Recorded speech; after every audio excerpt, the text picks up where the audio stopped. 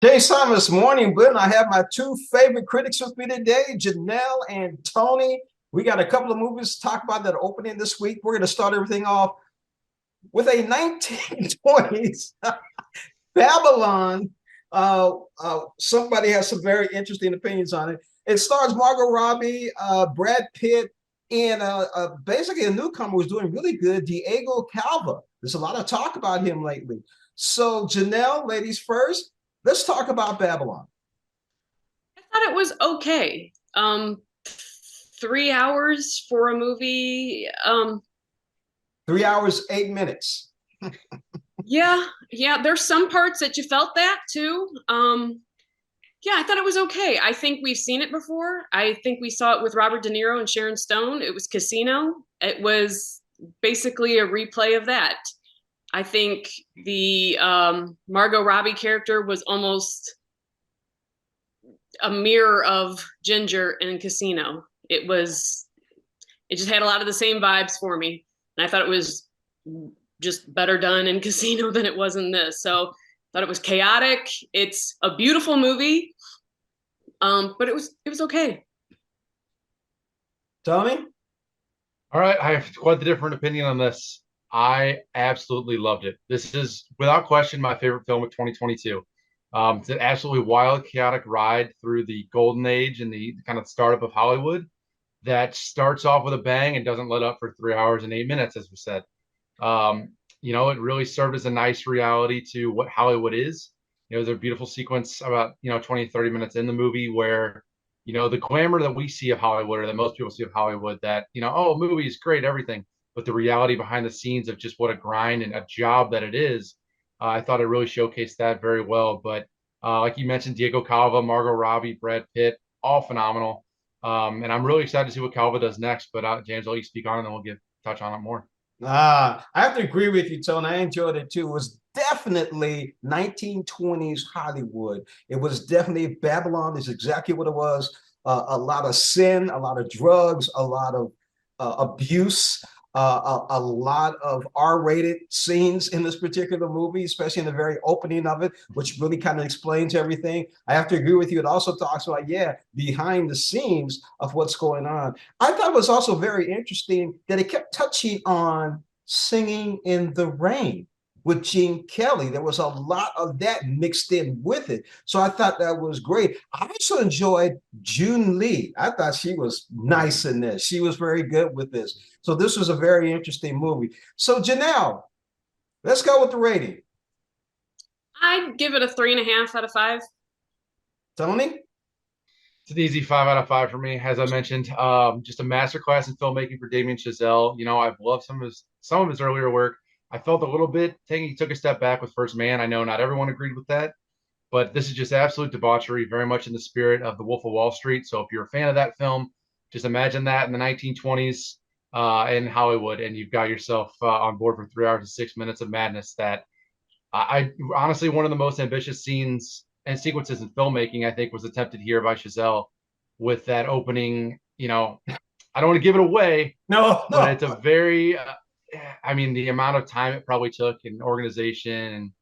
And then I want to touch on this. Justin Hurwitz's score is, it touches on La La Land a little bit. It has some themes that will give you a callback to that. But I mean, I could definitely see him coming home with another Oscar for sure. Definitely. I give it a 4 out of 5 too. So I thought it was great. You're right. That opening scene was wow.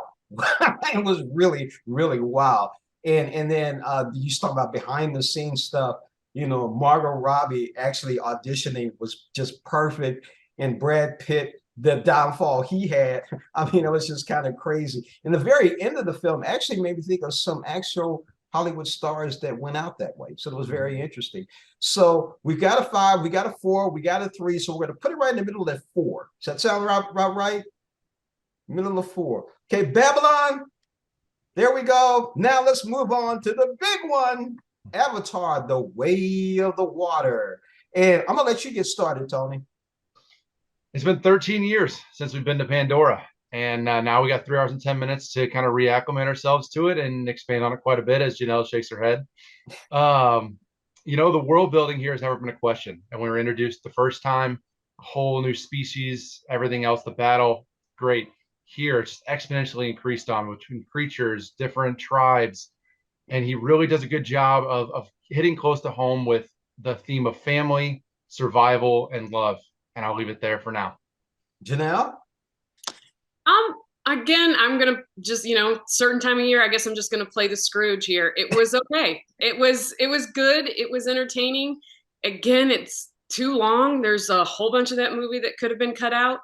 But I think because it's been 13 years, he almost had to redo, like you almost had to like start over from the beginning again, and you don't want to.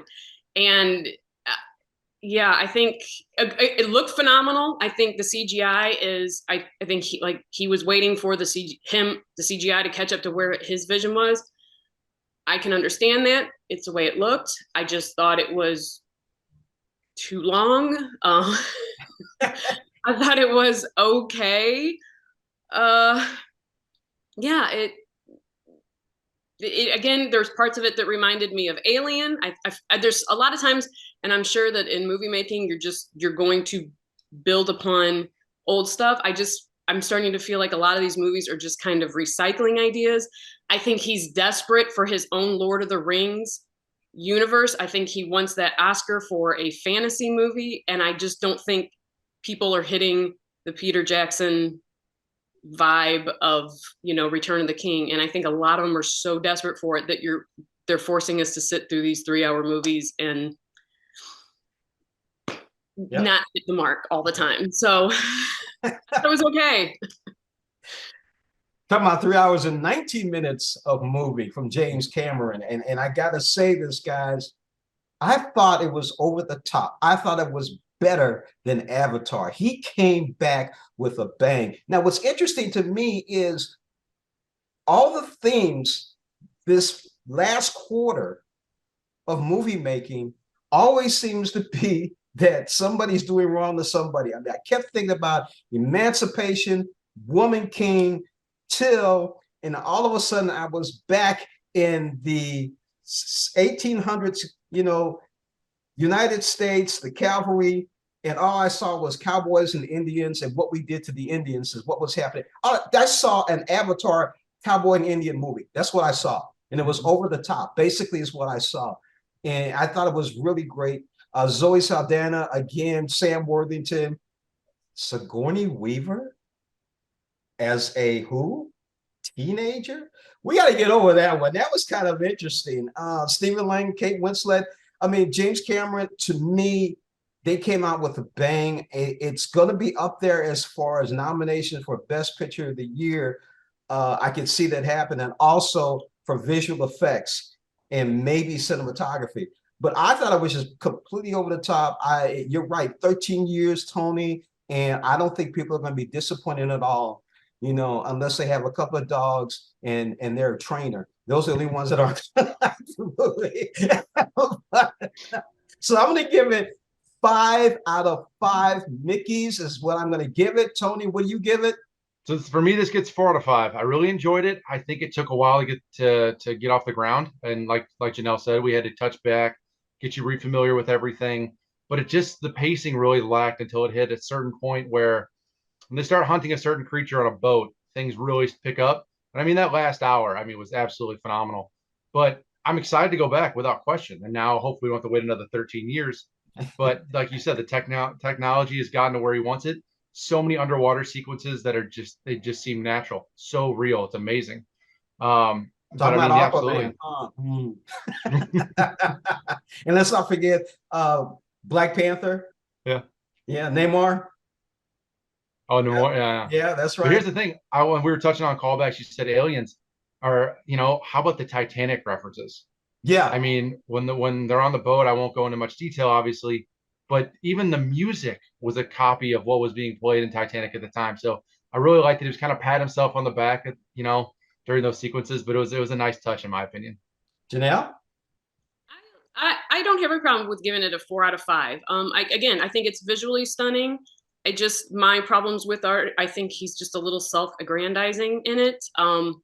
I think the same story, unless he's got a different place to go for these next 3 movies, we're just going to keep seeing the same thing over. This big bad military guy unless Stephen Lang unfortunately passes away before he hits the end of this. Like we're just gonna keep rehashing the same revenge story. It's again, it was good. It just You're right. If it takes another 13 years, I don't think James and Cameron's I gonna should be. have said also too, like he hit on a lot of things in the movie with 3 hours to be able to tell this 3 hours plus to tell the story. He hit on a lot of things in the movie that he did not wrap up, which you do assume now will have to be shown in later. But if it doesn't deliver as far as why we weren't let in on the secret early on, he's I'll say with a character, he just really focused on a character and their oddities. And if it's not well explained or it doesn't have a great payoff, you're going to wonder why was all the focus on that person for 3 hours. You just, so it was okay. It was a 4. So I got 2 4s and 1 5. Are we gonna say 4? We're gonna say 4.5. 4.5. That's fine. 4.5. Okay, we're gonna say 4.5 for Avatar, and we got a good 4.5 for Babylon. Yeah, that's about right. Okay. Hey, for you and I, yeah, for me it's a 5. Yeah, I know Janelle's like, I don't know about all this. Well, guess what? Thank you so much for joining us on Morning Wind. Now, get ready because in the weeks ahead, we're going to take 8 weeks to lead up to the Oscar. We're going to start off with Best Supporting Actor, Actresses, Cinematography, Director, Actor, and finally, Best Picture of the Year. Get ready for it. We're going to do 8 weeks of it, all of the beginning at the end of January. Thank you for watching us. Have a great weekend.